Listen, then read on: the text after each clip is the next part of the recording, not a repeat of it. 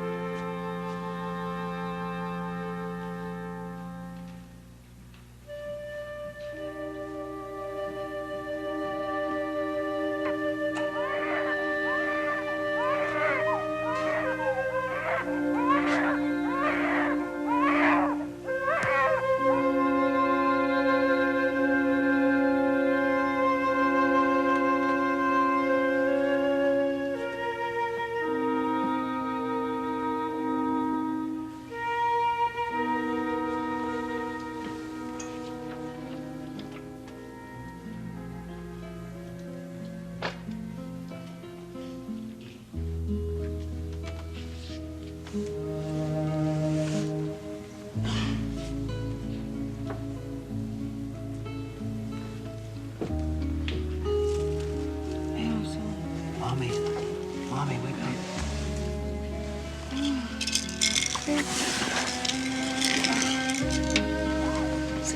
Me? Yeah. Look at it, it's beautiful. It's a baby one. Yeah, your very first baby rattle. Did you see her? Did you see our daughter? Oh, yeah. Oh, God, April, she's so beautiful. Mm. She's almost as beautiful as you are. Excuse me, I'm so tired. I know. They said you didn't get any sleep at all until after she came. Yeah.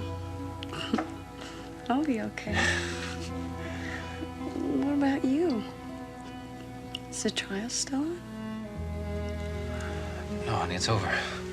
Oh, thank God. Well, what happened? Tell me, what did the jury say?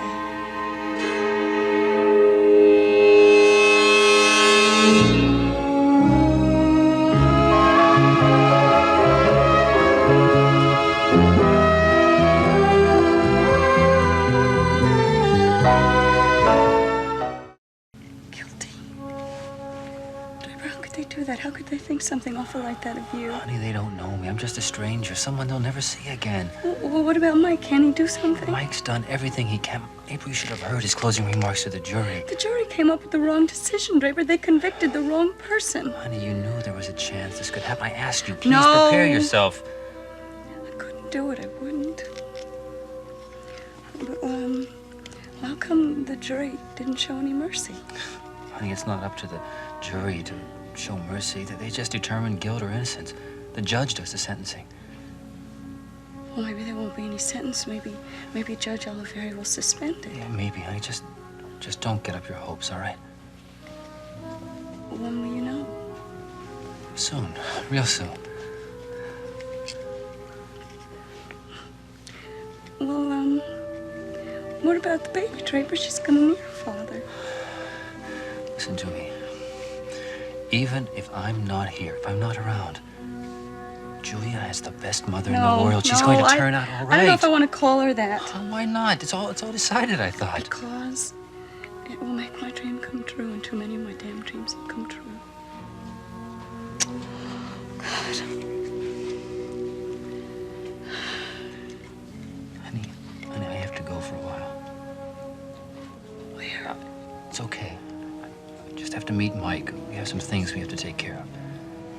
Oh, yeah. Listen, you tell Mike that he's got to do something, all right? We can't let this happen. Sure. I'll tell him just that. He will, too, believe me.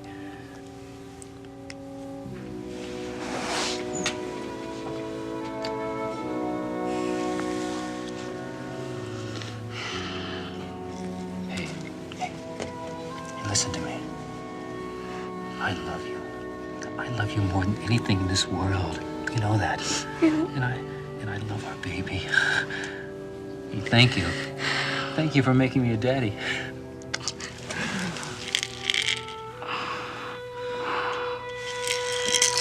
Listen. Listen, you'll come back real soon, right? You won't stay away too long. Sure. You know, I'll be right back just as soon as I can. Okay.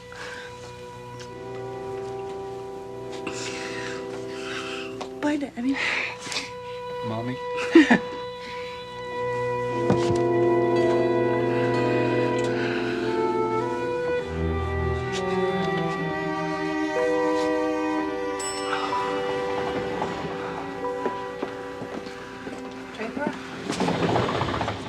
How is she?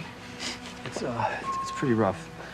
She didn't know about the verdict. God. Look, stay with her, please. Of course I will, as long as you want me to. She's gonna need a friend. Look, I have to go to the courthouse. I don't know how long I'll be. She shouldn't be very long. The sentencing shouldn't take more than an hour or so. Does she know that's happening this morning? No. I didn't tell her. What I told her was bad enough. Let's go.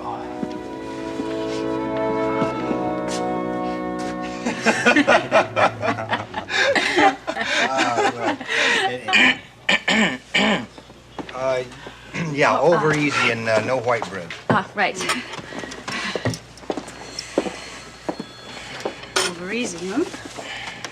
Gentlemen, I have got something for you to look at. Check it out.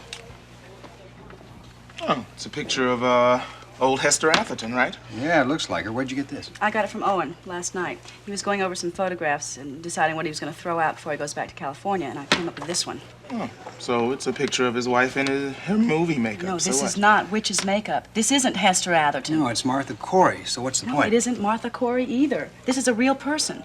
Her name is Rachel Barnes. She owns and operates a newsstand on the corner of 3rd and Hedgerow. 3rd and Hedgerow. Wait a minute, that's just a couple of blocks from where you live. That's right. The reason I never recognized her before is because I never go in that direction. Are you saying that Nola Madison modeled Mrs. Corey after this woman? Owen told me that she did. She always uses real people for her models. She saw this woman and thought she would be perfect for Hester Oh, Atherton. yeah, and perfect for Martha Corey. Exactly. Well, hold it. Wait a minute. Now, if there really is someone who looks like this in that Oh, neighborhood... God, it could have been Rachel Barnes I saw the night that Margot Dorn was killed. Right, it didn't have to be Nola Madison at all, did it? I am saying that it wasn't Nola. And we were never sure why Nola brought Mrs. Corey back, especially after Miles Cavanaugh told her to stay away. Oh, my poor Rachel Barnes, can you imagine? She must have thought I was crazy when I went after her like that. Well, that's why she ran away, because it wasn't Nola. She was just a frightened old woman. Yeah, but hold it now. Didn't Nola claim to be the woman that Steve saw? Well, of course she did. Don't you see, Calvin? She jumped at the opportunity we gave her. Oh, my God. It means I gave her the alibi. Now, that was very generous of you. All right. Now, the next question we have to answer is why did she lie?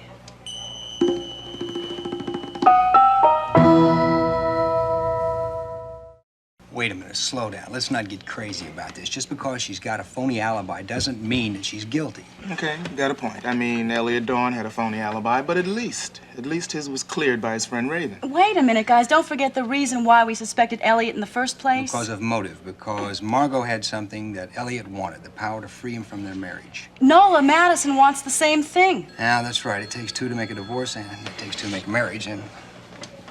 Now, come on. You really think Nola Madison has the nerve to actually kill somebody? Are you kidding me? You want to ask me about Nola Madison's nerve? Remember what she did to Deborah and to Miles Cavanaugh. Look, if a woman is capable of going that far to get what she wants, I think she could go anywhere. Okay. How did she do it? I don't know yet. Well, let me remind you, Red, that the big question in this whole affair is how anybody could have killed Margot Dorn aside from her son-in-law, who was the only person present. Wait a minute. Why don't we go over and ask Nola? Maybe she'll fill us in on the details. just like that. Sure, we walk in, we act like we know she's guilty. Maybe she'll tell us all her secrets. And you really think she's gonna be dumb enough to just tell us? Maybe if we scare her into it. Come on, what do you say, No, Deborah? I don't think so. Man, that is not interrogation, that is intimidation, and the chief ain't gonna like it. Things we gotta confront her, Calvin. We've gotta do it soon, too. And he's probably being sentenced right now. I don't think we have any choice. Well, look, you count me out of this one. Wish us luck, huh? Good luck. never thought it would come to this, did you? No, I really couldn't imagine it. To be heading to the courthouse, knowing that there was nothing else I could do except listen to my client receive his sentence. What timing? The day their first baby is born. If there is a pattern to life, in this case, it's certainly a very cruel one. Honey, I hope you're not blaming yourself for the outcome of the trial. I mean, there was nothing more that you could do. No, there was no legal maneuver I could use, no surprise witness, no startling new evidence. Look, we know that Draper didn't kill Margot, so... Well, it's just as you said, there is no explanation. That's why I felt I should admit that in court, instead of trying to come up with some unprovable alternative. Yeah. You had no choice, Mike. You had to handle it that way. Yeah. It was the only thing I could do, but it didn't make any difference, Nancy. The jury must have felt helpless, as if they had no other choice. Honey, what kind of a choice does the judge have? I'm afraid that's rather limited, too. There are mandatory sentences. You don't think a suspension is possible? No, I think we can rule that out. It's still murder, even if unpremeditated. No judge can afford to turn loose a killer. Draper's not a kid. Sorry. It's time for us to go, isn't it? Yes, it's time. Nancy, you know that no matter what the sentence is, I'm going to keep on working until Draper's free. You gonna try to get him paroled? Well, a pardon would be even better. A pardon based on the discovery of new evidence. It'll be a long time before Draper will be able to come back to his family. That reminds me. Draper wants us to go to the hospital with him afterward to see April and the baby. Yeah, of course. I don't know how I'm gonna look at her without crying. She's really going to need us now. She's going to need all the support she can get. Glad I wasn't there. I don't know how I would have been able to cope with it. Listening to the jury tell the whole courtroom, the whole world for that matter, that they believed that my husband killed my mother. Here, have some water, okay? Thanks.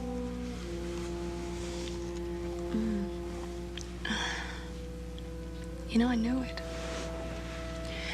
Even when I was in labor, I knew that the jury was deliberating. Irony of it is I kind of knew that they'd even deliver the verdict while Julia was trying to get herself born. You definitely gonna call her Julia, then? I suppose so. Draper and I have been thinking about her as that for so long, it'd be kind of hard to change. It's a beautiful name. Why would you want to change? Because it also happens to be Logan's mother's name, that's why. Did I tell you that? Yeah, you did. You mentioned it. I wonder who she's gonna look like. Me or Draper? Nicole, how am I gonna do it? How am I gonna watch my daughter grow up knowing that my husband's in prison? Don't know that. I do know it, and so do you. Draper's going to be in prison while his daughter's growing up. Can't speculate about it. We have to wait and listen for what the sentence is. Do you know when it's gonna be?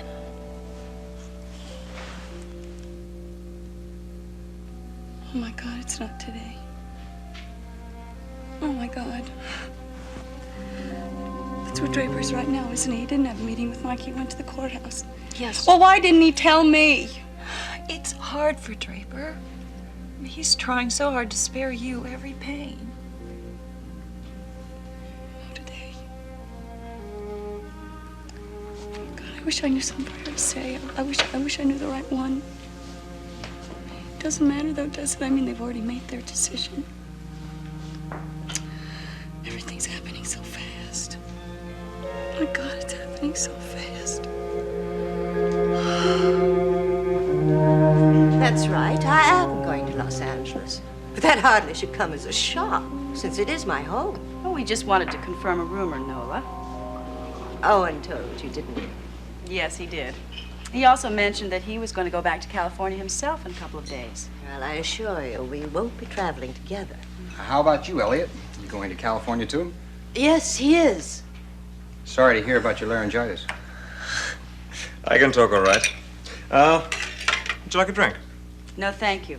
Uh-oh. That indicates you're on official duty.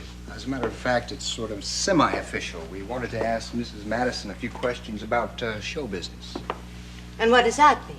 Well, we wanted to ask you about your makeup. See, we were talking about your makeup the other day and how terribly clever you are at I'm it. clever enough to create a whole new person. Look, I thought you said you weren't going to make a fuss about my little Martha Corey escapade. Oh, no, we're not going to talk to you about Martha Corey. We wanted to ask you about somebody else, a woman named Rachel Barnes. Rachel Barnes? Who on earth is that? Oh, I didn't think you would recognize the name. She's a woman who owns and operates a newsstand on the corner of 3rd and Hedgemont. In fact, I have a picture of her right here. Very well. So it's a picture of an old newspaper woman. So what? Remarkable resemblance to Martha Corey, don't you think? And if you exaggerate the features a little bit and put on a fright wig, she'd look a lot like the witch in the Mansion of the Damned. Now, look, what's your point? I don't see anything wrong in creating makeup based on real people. Reality in my work is very important to me. Yes.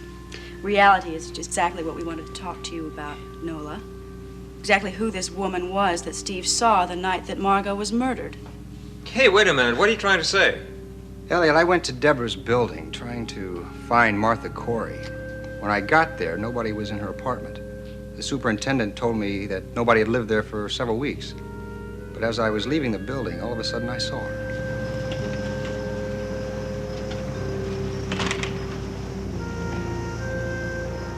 Mrs. Corey, there you are. Hey, wait a minute. Hey, let go, you... Hey, wait a minute. Not a purse snatcher, damn it. Then you're not an old lady, Mrs. Madison. I assumed it was you, Mrs. Madison, but now I'm beginning to realize that I might have made a mistake. Oh, you didn't. It was me. I was there. Are you sure? Positive. I told you. I was coming back to the apartment to collect some of the things I'd left there, now that the joke was over. But you didn't come back. No, I didn't. Because I was too frightened when I saw you. I began to think that you were catching on to my little masquerade. But when I finally did go back, Deborah, I didn't even bother to disguise myself, remember? Mrs. Madison, can you recall what I was wearing that night? Certainly not. It was dark, and I was too alarmed by the fact that you were after me. Well, I think that we can find out the truth by talking to Mrs. Barnes. Yes, unless, of course, Mrs. Madison would like to tell us the truth. You've heard the truth. Damn you! Mrs. Madison, don't be in too big a hurry to go to L.A.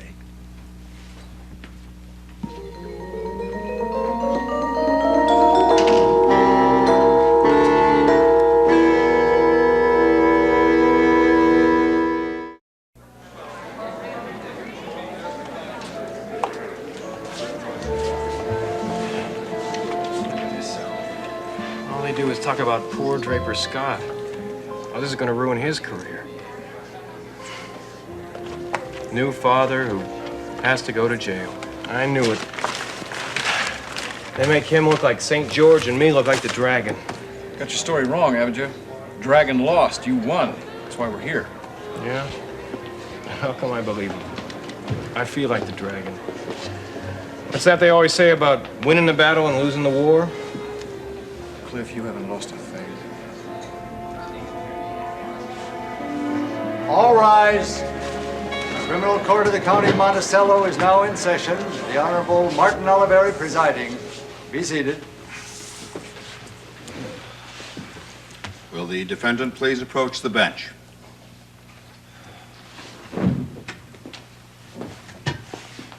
Draper Scott, you have been found guilty of a Class A1 felony by a jury of your peers. The penalties for all classifications of homicide are mandated by the penal code of this state. Now, the only latitude granted me in these cases is between minimum and maximum punishments. I have listened carefully to the evidence and the testimony in this case, and I have concluded that a fair and just verdict was administered. But I've also concluded that the crime for which you've been convicted, while not an excusable action by any legal or moral standard, was almost certainly an act of rashness and impulse. Now, because of the standing you've obtained in this community, because of your personal situation regarding your family, it is my desire to impose the minimum sentence allowed by law. Therefore, I sentence you to a term of not less than 15 years and not more than 25 years. Such time to be served in the state penitentiary. 25 years in the state penitentiary.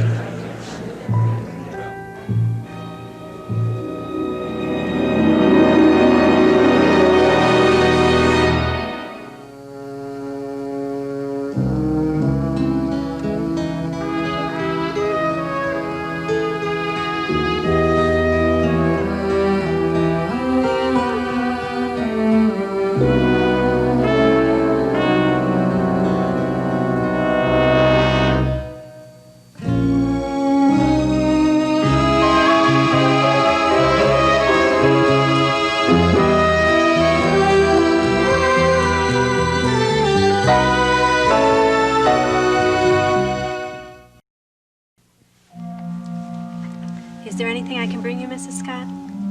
Thank you, no. All right, try to rest.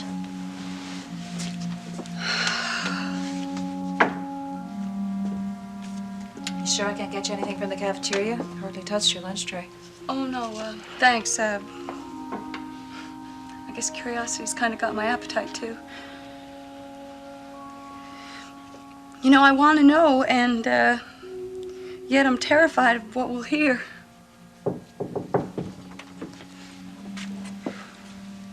Hello, April. Is it all over in court? Well, where's Draper? He's still down at the courthouse with Mike. Oh, my God, that doesn't mean they're going to take him away right now. No, nothing like that. They had things to talk over. He'll be here as soon as possible. Oh, my God. Well, did Judge Oliveri pass the sentence? You mean you haven't heard? I thought it'd be on the newscasts. Oh, we don't have a radio in here. We didn't want to hear it from a stranger. Well, it wasn't as bad as it could have been. The judge took into consideration, Draper's past history. And I know it's no consolation, but he gave Draper the minimum sentence allowable under the law. How long exactly is the minimum sentence? 15 years. I'm sorry, April. 15 years? That's practically a lifetime.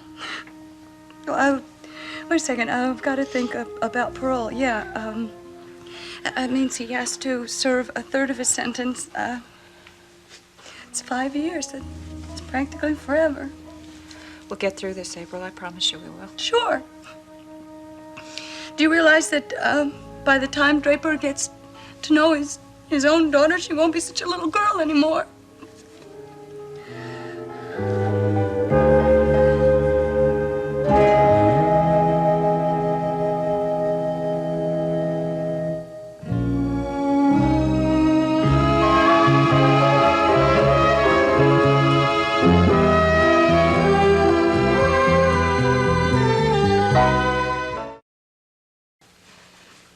How did Draper take the news? He didn't show much emotion. He was very strong. He's a lawyer. He must have known what was coming. The judge had said forever it would have been the same to me. How am I going to tell Julia? How am I going to tell her that her father's in prison and the whole world thinks he's a murderer? She's just 1 day old. You don't have to worry about She that still now. needs her father. I want to raise my daughter with my husband. I know. I need him, Nicole. We both need him. Look, April, this is very tough, but you're going to adjust. You have to adjust. You got a baby now to think about.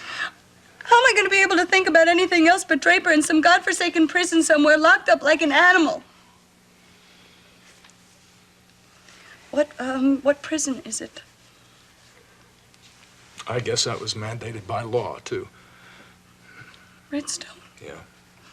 State penitentiary? You're not gonna be alone, April. You've got Miles, and you've got me, and you've got all of your friends We to don't count have on. any friends. You say that. If Draper's friends cared any more about his well-being, he would have ended up in front of a firing squad. How can you believe that? I know what I'm going to do. I'm going to give Steve and Deborah the honor of telling Julia that her father is in prison while she's growing up. It's their fault. That is not true, April. If not, then why didn't they do something to keep him out of prison? They tried. What about Logan? Logan's supposed to be Draper's best friend. I mean, that's the biggest joke of all. He's always talking about justice. Well, is it justice to convict someone and send them to prison for a crime they didn't even commit? Steve and Logan and Deborah all feel horrible about what happened. They were just doing their jobs. They've always believed in Draper's innocence. They always have fought to prove it. I'm sorry. I'm just angry at the whole world. I'm angry at the thought of losing my husband for 5 very long years. Well, I think you better know the truth about something, April. See, I don't think you can count on parole in this case. Why not? Because the sentence was a minimum maximum kind of thing, and it's a minimum of 15 years, a maximum of 25. That means it's got to be at least 15 years. I'm so sorry, April. I really am. How could you do it? How could the judge do something like that? He has no choice in the matter. You can't blame him. There's one man you could blame it. And that's the person who really did kill Margot. Yeah, well, yeah, him too. I was thinking of someone else. I was thinking of the man who's tried to make a quick reputation in this town. Our hard-nosed chief of police.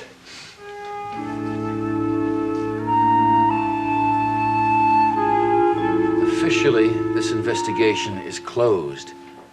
And I can't order it reopened simply because you two feel Nola Madison offered a false alibi. We have yet to get an alibi from Mrs. Madison. This little quandary might have been avoided. Guthrie, had you asked Nola Madison her whereabouts the night of the Dorn murder instead of telling her? I was so sure that it was Martha Corey I saw outside Deborah's building that night. I had no idea that there was a real woman she looked just like. Look, Steve unwittingly provided Nola with a perfect alibi, and she, being no fool, accepted it.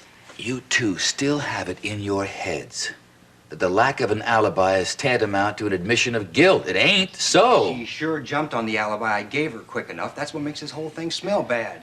Considering her circumstances, it was the only wise thing for her to do. Because the truth would have put her in jail. Let's say Nola Madison does have an alibi. One that would totally erase any question of her involvement, only it's just a little bit difficult to confirm, all right? As she knows the kind of stuff you put Elliot through with his flimsy story, she probably just opted for a sure thing. Chief, I still say that there is something that she's hiding. You don't like her very much, do you, Detective? I am not her greatest fan, no. Of course not. It's a pretty lousy trick she pulled on you, pretending to be that nice old lady down the hall. Not to mention the fact that she tried to poison Deborah with barbiturates. Of course, and I'm sure you'd like to get back at her. Now, it's only human to want a little bit of that sweet revenge. You know something, Chief? You are right. You are absolutely right. And there is one thing I would like better than to get back at Nola Madison, and that is to get an innocent man out of a prison sentence. 15 years, Chief, minimum. That's kind of rough. It's the law, Guthrie. We may be committing a crime by putting Draper in prison. Look, I'm not trying to stop you two. I'd like to see nothing better than to have that decision reversed. I don't like to see nice guys get hurt. But even if you can shoot down Nola Madison's alibi, you still have to place her at the scene of the crime and figure out how she could have escaped unnoticed. All right. We'll get to that. I promise you, we will. But first of all, what we've got to do is figure out if it really was Rachel Barnes that Steve saw that night, right? Come in. Calvin, what'd you find out?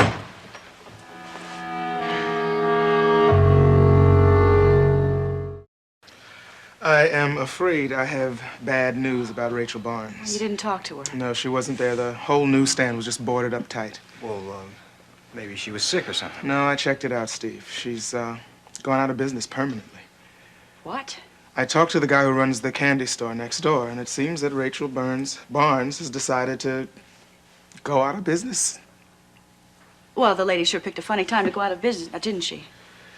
Yeah, well, according to the guy who runs the candy store, she's been selling papers on that corner for a long time. Well, maybe she retired. Maybe she is ill. Well, if she is ill, that means she's at home. All right, let's go by her apartment. Yeah, good idea. If it's all right with you, Chief. Yeah, well, I'm off duty. I can cover for these two. All right. I just hope you guys aren't letting yourselves in for a big letdown. I do too. Thank you.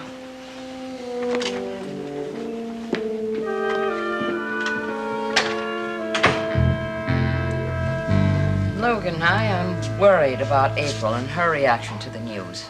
Probably in shock. Can't anything be done about lessening the severity of this verdict? Judge already gave him the least sentence possible. The one who's really being punished is April.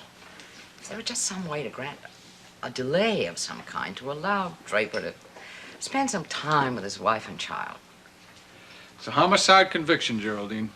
At the most, he might get a day. That would be hard. He hasn't even asked for that. I suppose he didn't want to prolong the agony.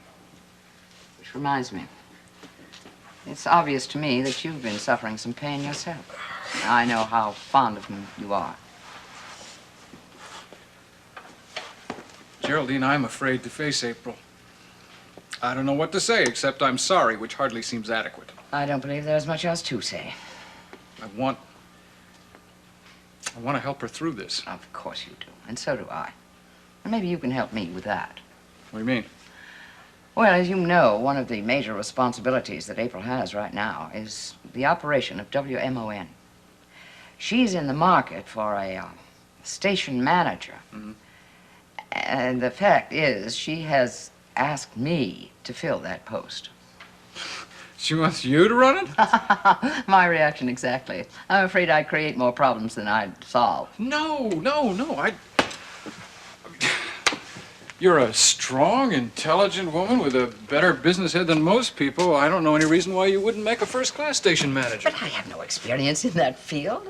I bet you could learn. Well, Nicole said I would have some on-the-job training. There you go.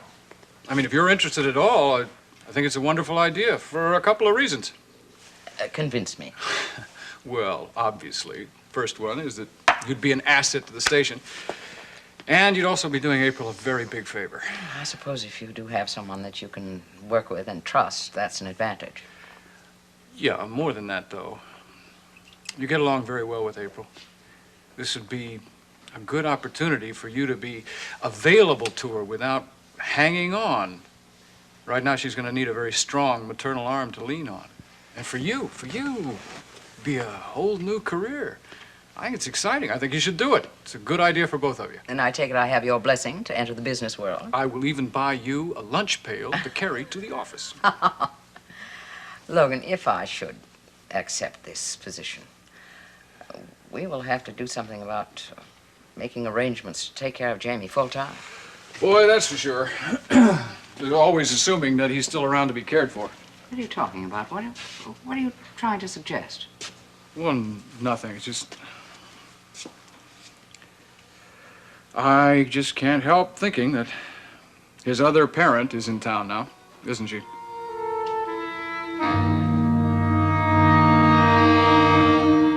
I mean, you saw the way Raven carried on the other night when she came by to visit Jamie, gushing motherly pride. Yeah, I also remember that she swallowed that pride when she asked me to put him to bed because you couldn't get him to stop crying. Now, she's a wonderful mother for 10 minutes at a time. What makes you think she'd try to take Jamie? I don't know. It's not like I believe she really wants him. It's just... Well, I know you're concerned, or you wouldn't have mentioned it. Okay. She said she came back here because she had a fight with Nadine, right? Well, there's a hell of a lot of places she could have gone other than Monticello. She was here for a full month before she decided to make her grand entrance. Without any explanation as to what she was doing during that time or why she was hiding out for so long. It certainly seems mysterious, doesn't it? Yeah, and Raven wouldn't do something like that for no reason. The wheels are turning in that pretty head of hers. Something is going on. She just hasn't let us in on what it is yet. I can't believe that she'd try to take custody of this baby. I mean, even if that were her intention, her behavior would make that impossible. Why, no court in the land would allow that. You're forgetting one little thing. In the eyes of the law, I'm not Jamie's father. But I can't see how they can make that differentiation. The facts remain that she abandoned her own child, and you are the one who's raising him. Be that as it may, a court tends to think that a child belongs with its natural parents, preferably the mother. No. Jamie and I are connected by a very slender thread. Raven can cut it anytime she wants. Then there's only one loser in that situation, and that's Jamie. No. We can't allow that to happen. Logan, I think perhaps it's time that you took the proper steps to prove that you are the real father of Jamie. I'd like nothing better than to have Jamie legally recognized as my son. Well, then take whatever steps are necessary. You mean that? Why not? Because there's only one way that I can prove that he's my son. And to do that, I'll have to damage the memory of somebody that you cared about very much. The truth about Kevin will have to come out.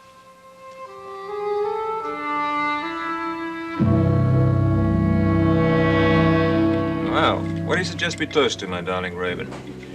Perhaps to old times and the new times ahead of us. How about to no one I know spotting me in here with you?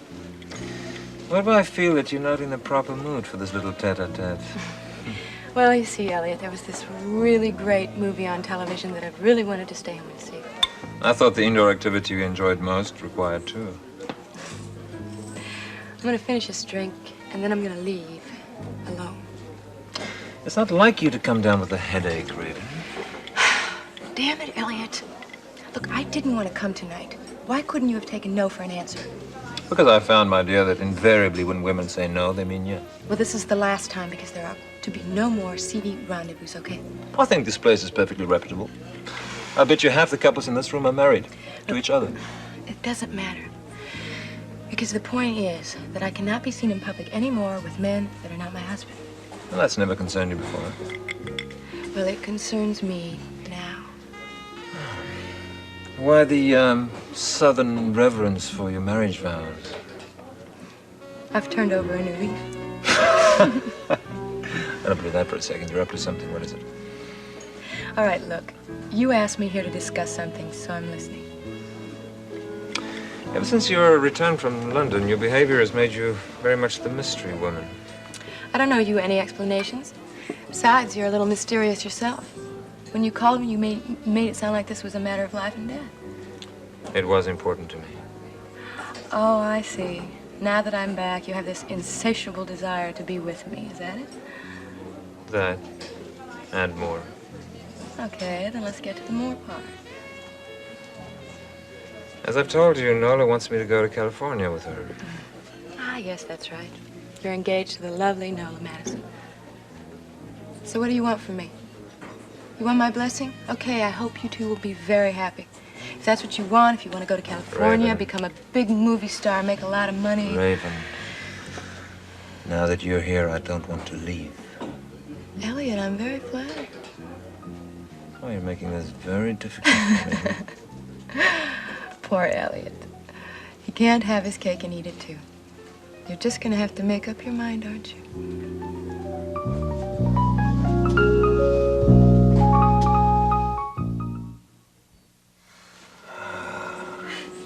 Rave, why did you have to come back now? Monticello's my home, Elliot. I had my whole life all neatly planned out. You've complicated matters immeasurably. Look, you have to decide for yourself. Don't worry about me. I can't believe you want me to go to California. Well, I just want you to make your own decision, and then I'll just have to live with it. You know, Raven, not many women have treated me the way you've done and gotten away with it.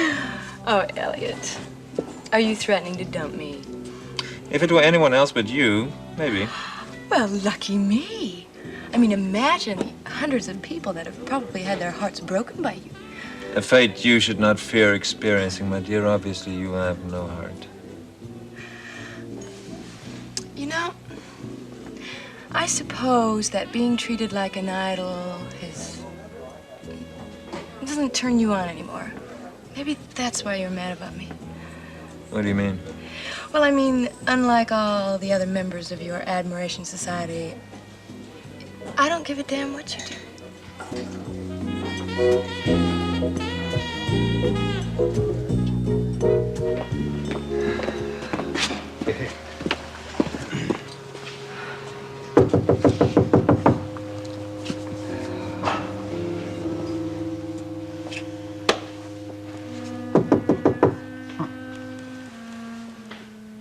Maybe she's not home. Maybe she's hard of hearing. Why don't you knock louder? Mrs. Barnes? Mrs. Barnes? Hey, what's all the racket? Oh, hello. We're trying to locate Rachel Barnes. Who are you? Monticello Police Department. I'm Detective Guthrie, Detective Saxon. Well, what do you want with Rachel? Well, she may have some information that would help us in a case we're investigating. I'm afraid you're out of luck. She isn't home. Do you know when she'll be back? I can't say for sure. Maybe a few months, a year, maybe never. Is she on vacation? And then some. Rachel always dreamed about seeing the world. That's what she's off doing. She would have had to sold a lot of newspapers to be able to afford that kind of a trip. Until a couple of months ago, Rachel had all she could do to scrape together rent money.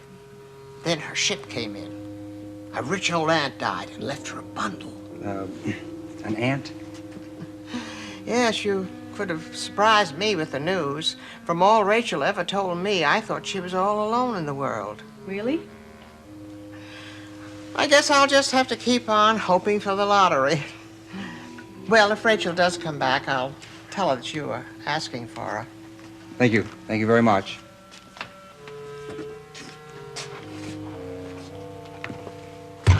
All the rotten luck. Talk about bad timing. Bad timing? Good timing. What are you talking about? You know, Rachel Barnes is no spring chicken, Steve. That aunt of hers had to be at least 100 years old. Yeah, that's right.